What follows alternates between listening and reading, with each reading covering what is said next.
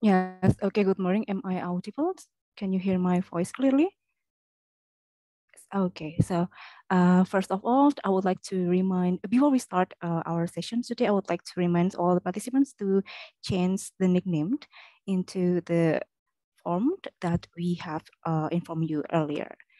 Okay, so let's start the session. Bismillahirrahmanirrahim. Okay, so good morning, everyone. Assalamualaikum warahmatullahi wabarakatuh. Okay, welcome to the first Agribusiness Regional Study Case Challenge, ARSCC 2022, the mentoring sessions held on Monday, 21st of November 2022. It's really a great pleasure for me, for us to greet you here in healthy and good conditions. And for your information, that the first ARSCC 2022 is the collaborations between Department of Agriculture and Socioeconomics, Faculty of Agriculture, Universitas Brawijaya Indonesia, the University of Queensland, Australia, Bogor Agricultural University Indonesia, and also some professional industry practitioner from both Indonesia and also Australia. And in these beautiful occasions, I would like to welcome to our honorable guests for today's sessions.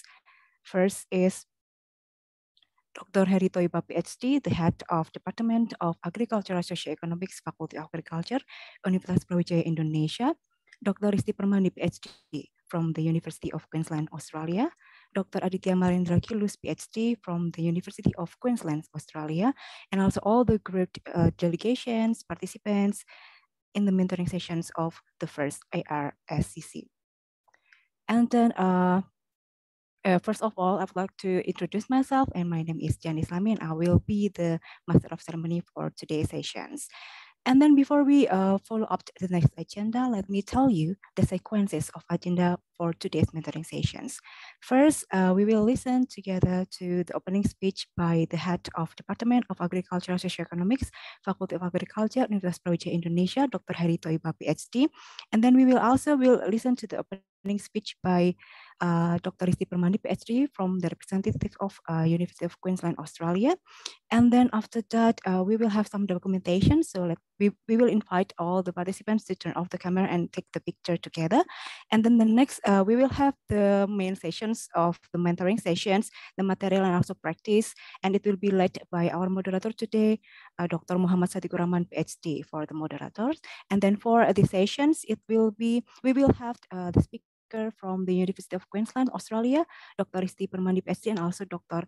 Aditya Marendra Kilus, PhD, for the speaker sessions. And then after that, we will have the closing. And after the closings, this is the agenda that will be anticipated by all the participants, because we will release the case for the semi-final round for you. So please stay tuned until the end of the sessions. Okay, so to take the advantage of time, let's start the first agenda. So we will listen together the welcoming speech by our Head of Department of Agriculture, Socioeconomics, Faculty of Agriculture, Universitas Brawijaya Indonesia, Dr. Heri Toiba, PhD.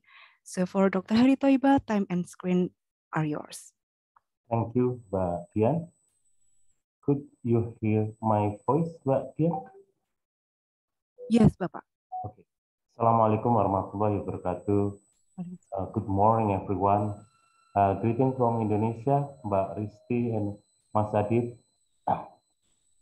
As the head of the Department of Agriculture, Socioeconomic, Faculty of Agriculture, University Brawijaya, we are honored to collaborate with the University of Queensland, Australia, and Bogor Agriculture University, Indonesia, to hold the first agribusiness regional student case competition. This event is remarkable, is giving agribusiness students many experiences in facing challenges to assess today real-life issues, organization, and agriculture. Indeed, it will give the student a broader opportunity to design the solution by analyzing the information and defending their recommendations in front of jury of high-level business leaders. We hope this competition will give many insightful and fruitful experiences for all the participants to face future agribusiness problems. We want to express our gratitude to Dr. Risti Permani for allowing us to collaborate with the University of Queensland, Australia. For all the group who successfully passed through the semi-final, good luck to you. Thank you for your kind attention. And good morning. Wassalamualaikum warahmatullahi wabarakatuh. Waalaikumsalam warahmatullahi wabarakatuh. Thank you, Dr. Heri Thoiba, for the opening speech. Now let's move to the next opening speech. We will have the opening speech from Dr. Risti Permani from the University of Queensland, Australia. Ibu Risti, it's really nice to have you today. Okay, so yes, yes, Dr. Risti, time and also screens are yours. Okay, thank you, Mbak Dian. Assalamualaikum warahmatullahi wabarakatuh, and good morning, colleagues in Indonesia.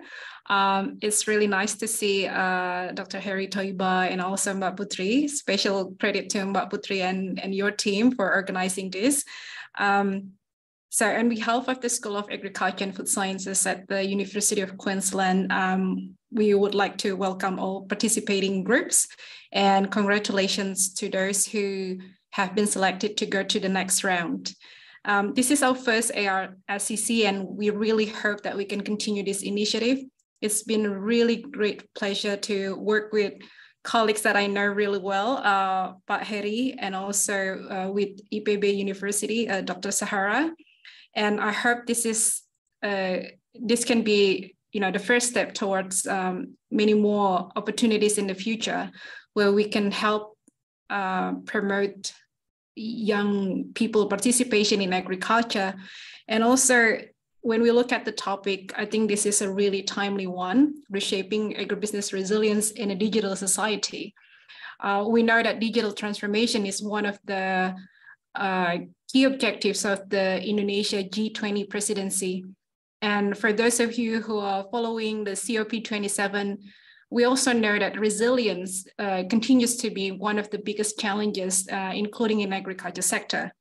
So it is my hope that the business case that you are going to develop, especially for those 10 groups, the business case will not only address what the industry needs, so it has to be relevant to industry, the agribusiness industry needs, but also look at the context, the global context, look at the sustainable development context, because I think it's equally important. Agribusiness is not just about making profits, and that's something that we really want to demonstrate here. We also want to contribute to the global issues such as climate change, poverty reduction, food insecurity that still continue to be pressing issues, especially if we take into account the COVID-19 effects. So I hope that you enjoyed today's session, and I'm sure Dr. Aditya Kilos has prepared a really nice session. So I really thank Mas Aditya for your time and effort, and really look forward to seeing reports from the 10 teams tomorrow, and then also the final presentations on Wednesday for those who managed to go to the final round. So thank you again. And I also like to thank our partners, Perhappy Agribusiness Associasi Indonesia, and also AgLife Indonesia. Thank you again. Wassalam. Waalaikumsalam warahmatullahi wabarakatuh. Okay, thank you so much, Dr. Risti Permani, for the speech. And then after we listen to the speech from our head of department and also Bu Risti as the representative of University of Queensland, so that the session is officially opened.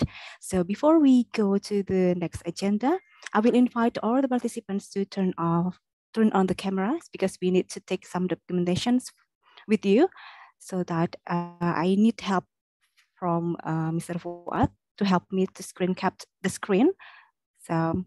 So that once again, I would like to invite all the participants to turn on the camera. Okay, Pak Fuad. Okay, is it ready yet, Pak Fuad? Yes, okay, so I will count to 3. 1, 2, 3. Okay, once again. 1, 2, 3. Maybe you can show us your beautiful smile for today to brighten up our day today and our sessions. So maybe you can do also freestyle, it's up to you. So I will count once again to 3, 1, 2, 3. Okay, I think that's enough for the documentations. Thank you so much, Mr. Fuad, for helping me. And also thank you so much for all the participants that have turned on the camera, I mean. Okay, so we will move directly to the main sessions for today. So before we start the main sessions, I would like to invite our moderator, Dr. Sodik. Are you ready to lead the sessions? Yes, I'm here. I'm yes. ready. Okay. So before I hand on the time to Dr. Sodik, so I would like to introduce you to our moderator today. So Mr. Fuad, can you help me to display the PowerPoint?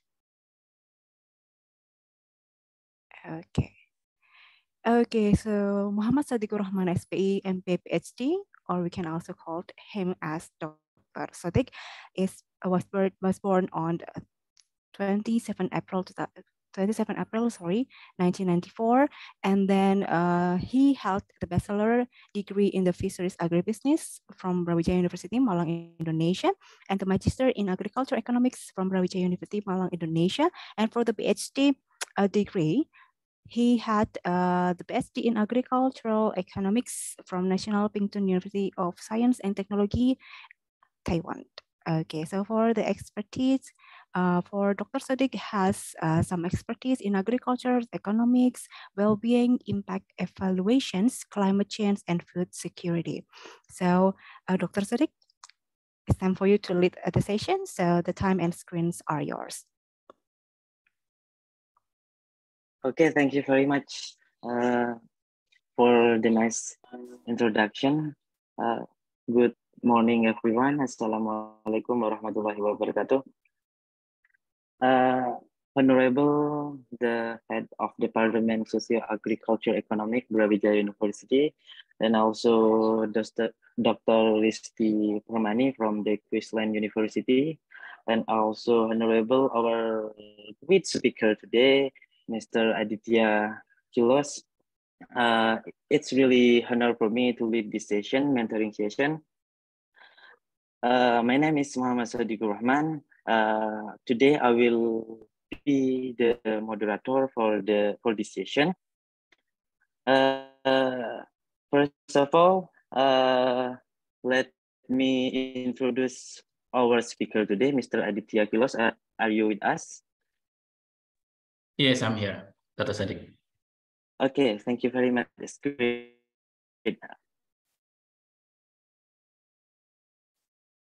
Mr. Fuad, can you help me to share this, Mr. Aditya Kilos, for the curriculum vitae? Okay, thank you very much, Mr. Fuad. Let me introduce our great speaker today for the mentoring session. He is Mr. Aditya Mahendra Kilos, PhD. He was born in Jakarta, and also he get his bachelor degree in the agriculture and technology management from Bogor University, Indonesia. And for the master degree, he got from the management Bogor Agriculture University as well. And currently he already graduated right from the Queensland University. It's congratulations before Mr. Aditya Kilos. Thank you. Currently, he is a senior researcher from Indonesian Center for Horticulture Research and Development, Indonesian Ministry of Agriculture, and also he is senior researcher from National Research and Innovation Agency in Indonesia. Okay, I think Mr. Aditya Kilos have a great experience, especially in writing a scientific paper. Okay, for Mr. Aditya Kilos, you have 120 minutes for the mentoring session, and it will be divided for 100 for speech and also for 20 minutes for the question and answer. For Mr. Aditya Kilos, screen and time is yours, please. Okay, sorry. Thank you so much, Dr. Sadiq, for the nice introduction. Good morning, everyone. Good afternoon, Queensland time. Assalamualaikum warahmatullahi wabarakatuh. And it's very nice to be here to speak to all of you, all of the participants of this event. So maybe I will share my screen first. So,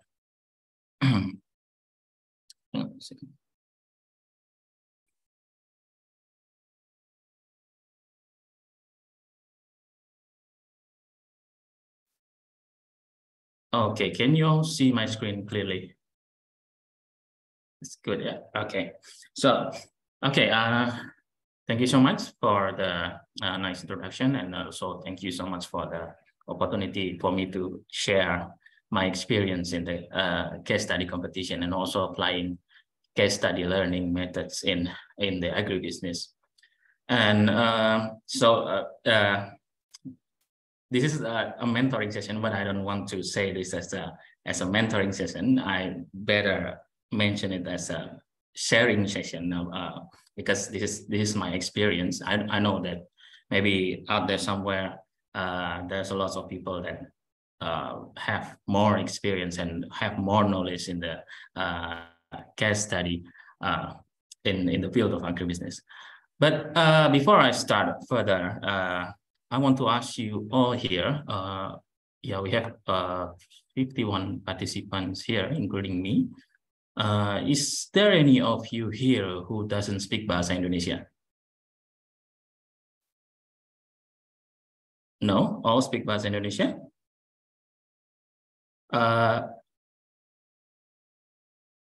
No, all speak Bahasa Indonesia. Oke, jadi mending pakai Bahasa Indonesia aja ya, mending ya. Biar bisa lebih ini. Saya juga belibet ngomongnya pakai bahasa Inggris gitu. Monggo Pak Adit. Ya. Jadi lebih bisa lebih enak di ini juga ya, kita komunikasi segala macam juga ini. Tapi saya ingatkan di sini nanti pada saat hari H ininya all in English gitu. Jadi ini untuk latihan teman-teman juga untuk bagaimana sih speak in English di umum gitu ya. Tapi untuk sekarang mungkin saya akan lakukan dalam bahasa Indonesia karena semua bahasa Indonesia. Ada beberapa dari Australia yang mendaftar juga, itu sebenarnya orang-orang Indonesia juga gitu ya. Tapi saya lihat nggak ada di sini tadi. Oke, saya mulai ini saya sharing saya sekarang ini. Saya mau cerita pengalaman saya di case study ini. Jadi pertama gini. Saya bukan tenaga pengajar, gitu ya. Jadi walaupun saya sebenarnya tertarik sih sebenarnya jadi pengajar gitu ya, karena saya bisa update ilmu dan lain-lain gitu ya. Nah saya mendapatkan pengalaman case study ini juga baru sekitar 1-2 tahun belakangan ini gitu ya. Bisa dilihat latar belakang pendidikan saya pertama aquaculture management, kerennya gitu ya. Sebenarnya sih budidaya perairan di IPB dulu. Saya nggak belajar sama sekali tentang agribisnis waktu itu. S2 saya di manajemen bisnis di IPB juga. Tapi yang saya ingat waktu itu ada sih sebenarnya studi kasus untuk metode pembelajaran studi kasus, tapi juga nggak begitu intensif seperti pengalaman saya 1-2 tahun belakangan ini. Dan baru sekitar waktu ketika saya menjalankan PhD saya di antara tahun 2018 sampai 2022, baru saya punya pengalaman ini tentang case study. Dulu waktu tahun 2019, supervisor saya ngajak saya untuk menilai bagaimana sih mahasiswa S1, S2 di sini melakukan case study. Di situ saya ngeliat, oh bagus nih cara pembelajaran seperti ini bisa melatih mahasiswa untuk dia berpendapat, bisa melatih bagaimana dia pikirannya bisa terbuka segala macam, tapi masih tetap bertanggung jawab sesuai dengan teori-teori yang ada dan apa yang mereka pelajari di kelas gitu. Kemudian di tahun 2021 saya punya pengalaman ikut kompetisi case study yang dilaksanakan oleh IFAMA waktu itu, International Food and Agribusiness Management Association. Mungkin kalau orang ini cukup akrab ya di bidang orang-orang yang di bidang agribisnis cukup akrab mendengar IFAMA ini. Jadi saya dan tim waktu itu ikut kompetisi itu.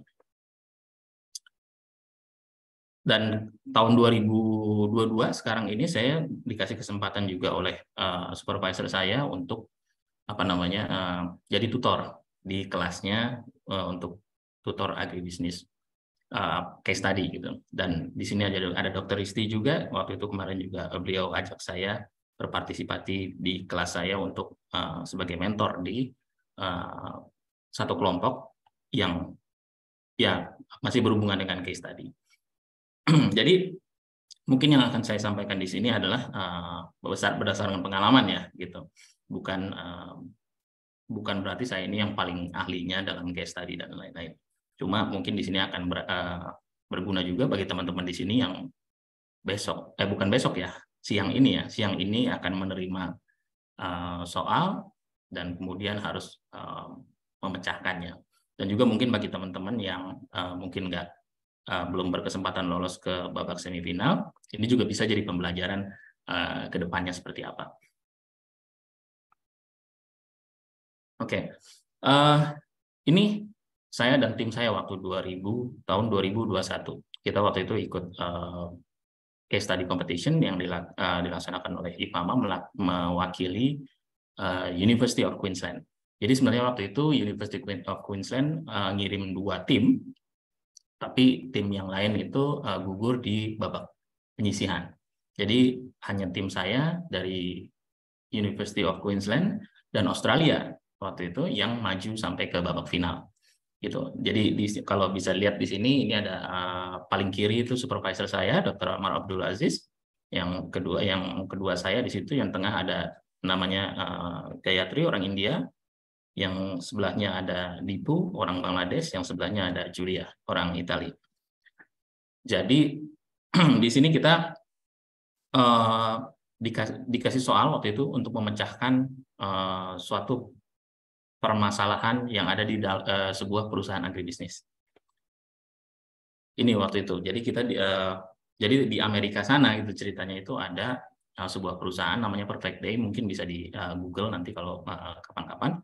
Jadi dia ini membuat susu dairy gitu, tapi tidak berasal dari sapi. Jadi berasal dari protein-proteinnya nabati gitu. Tapi ini berbeda dengan susu nabati yang lain kayak misalkan susu kacang, susu kedelai dan lain-lain. Rasa, aroma, komposisi gizi dan segala macam itu sama persis dengan susu sapi. Makanya dengan rekayasa yang mereka lakukan, jadi si pendiri Perfect Day ini adalah dua orang yang bergerak di bidang food science. Jadi mereka melakukan rekayasa, terus dari protein nabati mereka akhirnya hasilkan susu yang komposisi protein, gizi dan lain-lainnya semua persis sama dengan susu sapi. Nah, mereka kan pengen mengembangkan usahanya nih. Nah, di sini kita bertindak sebagai konsultan bisnis ceritanya gitu. Bagaimana kita menawarkan solusi-solusi buat si perusahaan yang memproduksi Perfect Day ini biar mereka bisa mengembangkan usahanya gitu. Nah, waktu itu di tahap pertama, saya ingat banget waktu itu Idul Fitri tanggal 14 sampai 15 Mei 2021. Jadi ada satu orang teman saya tadi yang Dipo, orang Bangladesh, dia tuh kelebarannya baru hari itu. Kalau saya udah sebelumnya. Jadi jadi Dipo nggak ada di sini karena dia masih lebaran waktu itu. Jadi di preliminary round itu ada 27 tim dari seluruh dunia gitu. Kita dikasih waktu 24 jam untuk menyelesaikan, untuk menganalisis, untuk memberikan solusi dalam sebuah report, sebuah laporan. Waktu itu laporannya dibatasi tidak boleh lebih dari 2.500 kata dan waktunya juga terbatas, hanya 24 jam. Maksimal juga hanya 5 halaman, itu kita waktu itu dibatasi seperti itu, dan laporannya harus disubmit sebelum jam 5 PM, sebelum jam 17.00 tanggal 15 Mei 2021. Saya ingat banget waktu itu kita submitnya jam 16.57. Jadi 3 menit sebelum deadline. Karena ya biasalah ya, kita biasa SKS gitu ya, sistem kebut semalam, ini mungkin sistem kebut sejam gitu. Nah, ini benar-benar waktu proses yang membuat stres, tapi ya di sini juga tergantung bagaimana teman-teman juga nanti akan menghadapinya gitu ya. Kalau saya lumayan stres waktu itu, karena ya itu kita hanya punya waktu 24 jam, kemudian kita harus memberikan solusi yang nyata gitu untuk si perusahaan Perfect Day tadi. Tapi di preliminary round itu mungkin nggak sebegitu stres dibanding final round-nya. Gitu. Nah, di final round itu waktu itu dari tadi ada 27 tim, tinggal ada 11 tim. Jadi kita dibagi waktu itu ada tim yang undergraduate students, ada yang postgraduate students, dan ada early career professional. Kita waktu itu masuk di grup yang postgraduate students. Ada 11 tim, total ada 11 tim. Itu tanggal 21 Juni 2021. Kita dikasih waktu cuma 4 jam gitu untuk bekerja. Kalau sebelumnya 24 jam, sekarang ini cuma 4 jam. Tapi outputnya juga hanya presentasi, nggak perlu nulis laporan gitu. Tapi meskipun hanya presentasi, ya ini kalau saya nilai waktu itu ini lebih stres lah dibandingkan semifinal atau di preliminary round itu. Kita waktu itu dikasih soal jam 6 sore dan kita harus presentasi jam 22 waktu Queensland, waktu Australia. Sorry. Ya, itu waktu itu. Jadi kita tapi sebelum itu kita diminta untuk mensubmit presentasi kita jam 21. Jadi jam 21 itu kita harus sudah ini, dan kita punya sisa waktu ya untuk latihan ngomong dan segala macam. Terus terang ini stres, saya waktu itu stres banget. Kita bisa lihat di sini setelah selesai presentasi udah kayaknya tuh udah lega semua gitu ya. Tapi ya ini pengalaman berharga banget buat saya, apalagi saya yang hitungannya mungkin saya yang paling tua di sini. Waktu itu IFAMA mempersyaratkan maksimal 35 tahun, sedangkan saya waktu itu udah 38 tahun gitu. Wah, udah ketuaan saya gitu.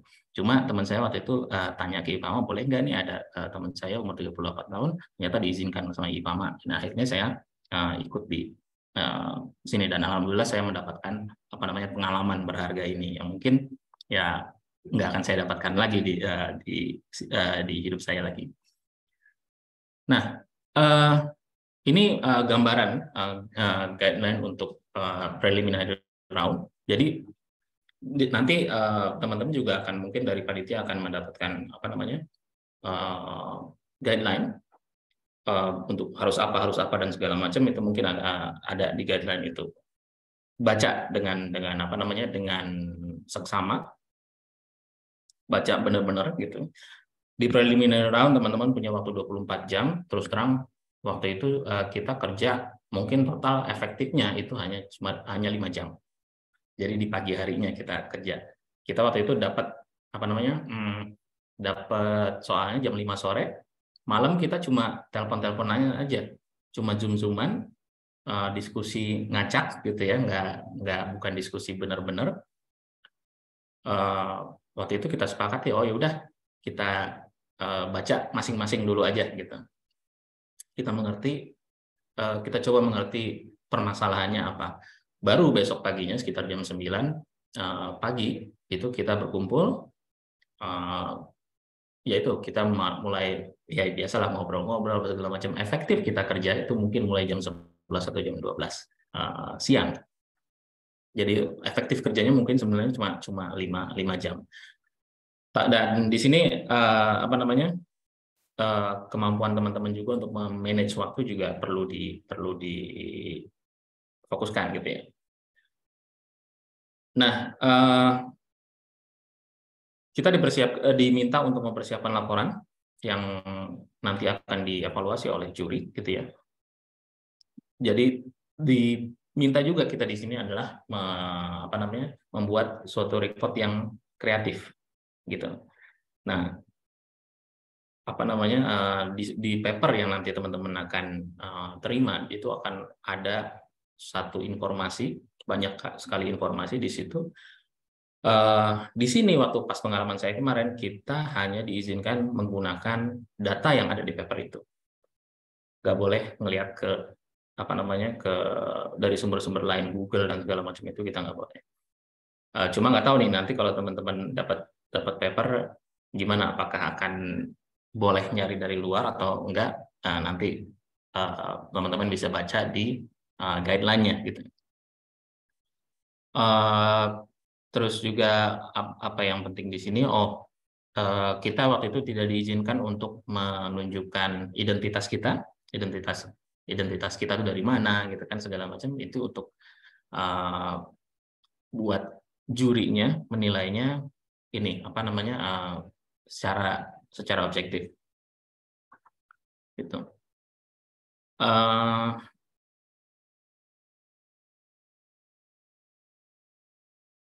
Ini judging kriterianya, jadi ada beberapa kriteria yang dinilai oleh juri waktu itu. Jadi pada saat kita submit laporannya, terus beberapa waktu kemudian kita dapat outcome-nya ya, apakah kita lolos ke babak final atau enggak gitu. Nah, alhamdulillah waktu itu kita lolos ke babak final.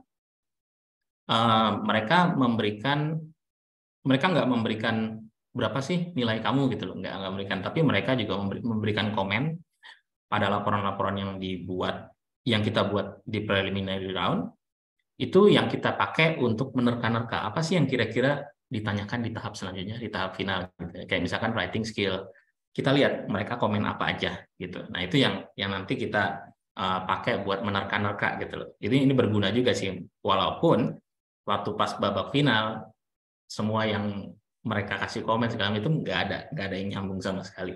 Tapi menurut saya ini bagus juga untuk kita melatih berpikir gitu ya. Kayak misalkan alternatif, kita tuh ngasih alternatif apa aja sih, mereka kan nanti kasih komen tuh gitu. Nah itu ya kita pelajari lah itu komen-komen mereka juga untuk mengimprove presentasi kita di babak final gitu ya. Ini guideline untuk babak final. Tadi saya udah ceritain, kita cuma punya waktu 4 jam, nggak boleh telat, gitu, nggak boleh telat login karena waktu itu sama kayak sekarang juga online karena tahun 2021 kan masih pandemi ya, belum ada. Australia sendiri masih bordernya masih tutup, jadi nggak boleh ada yang orang keluar, nggak boleh ada orang masuk. Jadi semua itu dilaksanakan online waktu IFAMA tahun 2021. Jadi kita nggak boleh telat masuk ke Zoom-nya itu. Kalau telat lebih dari 10 menit, diskualifikasi. Gitu kan. Nah nanti pada saat final round-nya juga ada beberapa judging kriteria yang akan dinilai oleh juri waktu itu, termasuk bagaimana rekomendasi kita gitu, terus originality juga, bagaimana presentasi kita, bagaimana style waktu kita presentasi, juga PPT juga kayak gimana, bagus gitu. Nah ada ininya juga waktu itu pengurang nilainya gitu ya, kalau misalkan kita kelamaan misalkan presentasinya gitu. Terus juga kalau semua tim member itu nggak aktif. Jadi kita waktu itu berempat, terus terang saya bahasa Inggris waktu itu paling jelek. Jadi makanya waktu itu saya lebih banyak berkontribusi di PowerPoint. Tapi pada saat presentasi saya juga tetap harus ngomong, karena itu yang dinilai oleh tim juri pada saat babak final gitu. Dan alhamdulillah waktu itu yang diumumkan hanya sampai juara 1 dan juara 2, tapi beberapa hari kemudian kita terima email ternyata kita ada di posisi ketiga, alhamdulillah.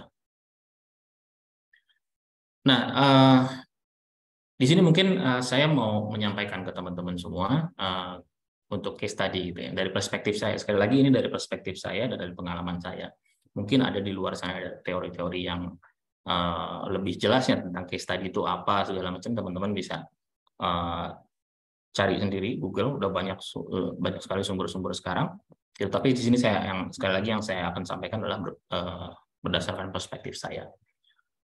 Pertama, case study ini bagus untuk melatih kemampuan kita untuk untuk make decision, untuk membuat keputusan gitu. Di sini students bertindak sebagai konsultan yang akan memberikan solusi gitu ya. Jadi ya kayak tadi misalkan si Perfect Day tadi, perusahaan dari Amerika itu sebenarnya menggaji kita gitu untuk memberikan solusi-solusi segala macam itu untuk meningkatkan kinerjanya mereka gitu. Nah, tentunya solusi-solusi yang ditawarkan di sini harus berdasarkan teori-teori yang ada. Dan yang penting gimana sih mengaplikasikan teori tersebut ke praktek gitu ya. Kita banyak mungkin teman-teman di sini di bidang agribisnis terutama banyak sudah mempelajari banyak metode-metode ya kayak misalkan SWOT, balance scorecard, bisnis model canvas dan lain-lain. Itu bisa digunakan di dalam pemecahan case study ini. Tentunya tergantung tergantung soalnya ya seperti apa gitu ya. Kemudian di sini student kita juga dipaksa untuk berpikir kritis karena dunia nyata tuh berbeda dengan apa yang ada di buku gitu ya. Jadi di buku mungkin kita belajar seperti ini.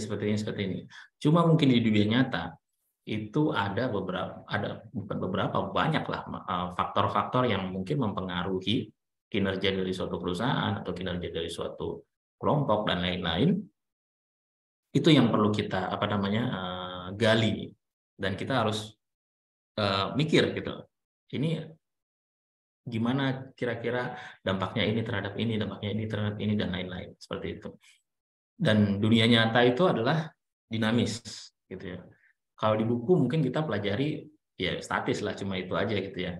Kita pelajari ini, terus kita di ujian kita jawab ini. Nah itu benar apa salah kan tergantung dosen yang nilai gitu ya. Tapi kalau pada saat di dunia nyata itu kita ya itu sifatnya dinamis sekali. Ya bagaimana kita menerapkan apa yang kita pelajari di kuliah di textbook itu yang penting. Kemudian yang terakhir adalah ini juga sebagai sarana untuk teman-teman mengekspresikan pendapat teman-teman. Tentunya balik lagi tadi pendapat teman-teman ini harus bertanggung jawab, harus sesuai dengan teori, harus masuk akal juga, kan? Jadi nggak mungkin teman-teman ngasih rekomendasi tapi yang nggak masuk akal, gitu ya. Misalkan Perfect Day tadi mau meningkatkan, mau mengembangkan usahanya tapi butuh dana sampai ribuan US dollar gitu kan nggak mungkin gitu ya. Tetap harus yang pakai yang masuk akal gitu ya. Di sini juga teman-teman kan pasti ada pembimbing, ada dosen segala macam. Di sini juga, nah di sini sarana juga bagi teman-teman sekalian untuk berdiskusi dengan dosen. Dosen di sini juga perlu adanya keterbukaan pikiran untuk menerima pendapat dari student karena itu dia mungkin juga teman-teman di sini juga bisa jadi agen untuk ngupdate ilmu gitu ke dosennya juga. Dosennya juga mungkin akan berterima kasih kepada teman-teman. Tapi kalau di kompetisi ini kan pada saat hari H teman-teman nggak boleh diskusi dengan dosen pembimbing. Manfaatkan waktu sebelum atau sesudah teman-teman menerima soal untuk berdiskusi dengan dosen pembimbing, begitu. Pengalaman saya mungkin itu mungkin udah 30 menit saya ngomong, lumayan. Selanjutnya Dr. Sodik mungkin kita bisa ke latihan ya. Ya, mungkin bisa silakan. Ya, oke. nanti mungkin kita ada diskusi juga, tanya jawab dan lain-lain. Cuma mungkin saya akan memberikan gambaran juga, gambaran dulu ke teman-teman sekalian di sini untuk apa namanya berlatih dulu gitu. Ini saya akan tunjukkan bagaimana sih kita di University of Queensland di sini apa namanya menerapkan metode pembelajaran studi kasus. Gitu. Mungkin teman-teman di sini udah terima semua ya dari panitia paper yang tentang UNSCO Food Limited, gitu ya. Nah, kalau di sini kita seperti itu. Jadi sebelum masuk ke kelas kita kasih dulu materinya ke students, jadi students bisa baca segala macam. Jadi pada saat di kelas pada hari H itu bisa lebih gampang untuk diskusi. Gitu. Nah, mungkin teman-teman udah baca di papernya UNSCO Food Limited. Jadi dia lagi berusaha untuk pengen masuk nih ke pasar Cina, gitu kan? Ya, Cina seperti kita tahu adalah negara dengan penduduk terbesar. Kita mau masarin apa aja di Cina bisa, gitu kan? Karena penduduknya gede, gitu ya. Nah, jadi si UNSCO ini adalah perusahaan multinasional di New Zealand, gitu. Dia memproduksi beef and lamb, gitu ya. UNSCO ini bisa dikatakan sebagai eksportir terbesar di dunia untuk produk beef and sheep meat di seluruh dunia, gitu ya. Nah, cuma selama ini mungkin pemasaran mereka di banyak tempat selain Cina. Nah, sekarang ini karena mereka melihat Cina ini adalah negara besar dengan penduduk yang banyak, gitu, mereka memutuskan untuk ngejar market di Cina ini, gitu ya. Nah, ada beberapa pertanyaan di sini yang mungkin di paper nggak ada ya di sini juga, makanya pertanyaannya saya bikin sendiri. Saya ada pertanyaan di sini, mungkin nanti panitia bisa dibantu untuk buat breakout room ke teman-teman yang ada di sini, mungkin bisa 10 breakout room ya, bisa diiniin. Pertama pertanyaannya, bagaimana sih kira-kira peta rantai nilai yang mungkin ada dari UNSCO ke Cina itu tadi. Itu yang pertama. Yang kedua, pasti ada aja masalah, gitu ya. Di mana-mana di sepanjang rantai nilai pasti ada masalah. Coba mohon identifikasi masalah di produksi, primary processing, dan marketing. Itu yang kedua. Yang ketiga, tolong identifikasi masalah di food processing dan di konsumen. Kemudian yang keempat,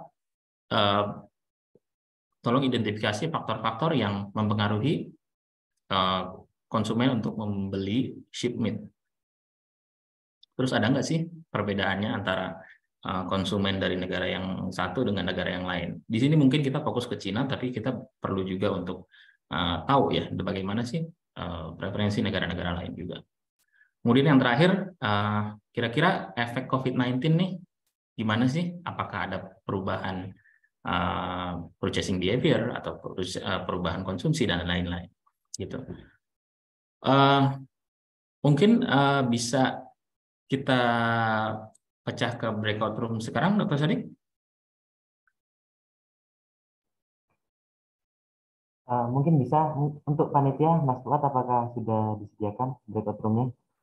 Oke, monggo. Kalau itu nanti kita pecah ke breakout room, nanti mungkin saya akan ke breakout room satu-satu, loncat-loncat ke breakout room satu ke yang lainnya.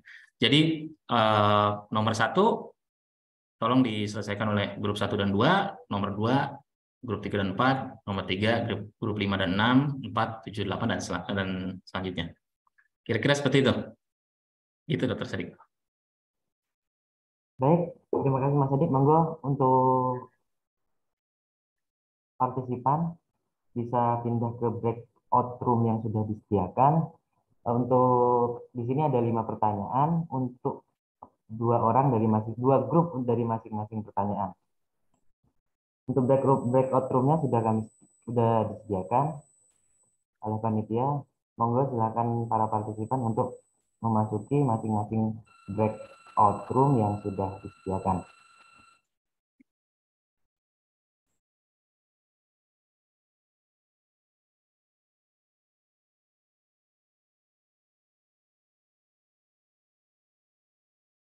Mungkin biar acak ya ininya. Jadi jangan di satu breakout room dari satu universitas. Jadi teman-temannya semua gitu. Jadi ini biar ada interaksi juga antara teman-teman dari satu universitas dengan universitas yang lainnya juga. Biar saling kenal lah gitu. Nah ya, benar Mas Adit, mungkin kita bisa, teman-teman mungkin untuk masuk ke breakout room-nya bisa diacak, nggak harus sama satu universitas Mas ya, biar lebih ini lagi nanti interaksinya.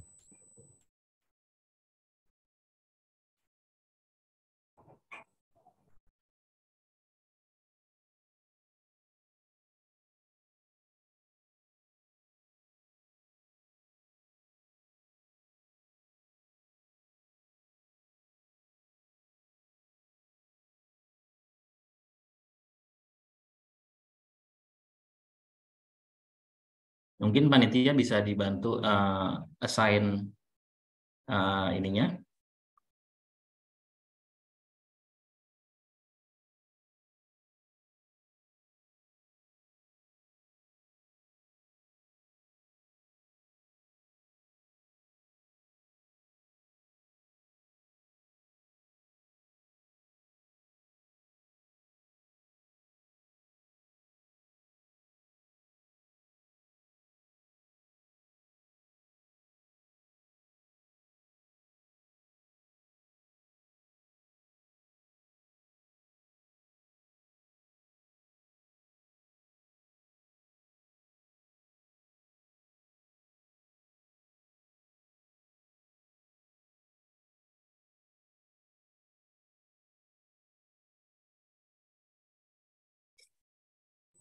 Mungkin Mbak Risa bisa membantu untuk assign ini timnya, karena ini ada beberapa room yang masih kosong dan juga ada beberapa room yang terlalu banyak partisipannya mungkin Mbak ya.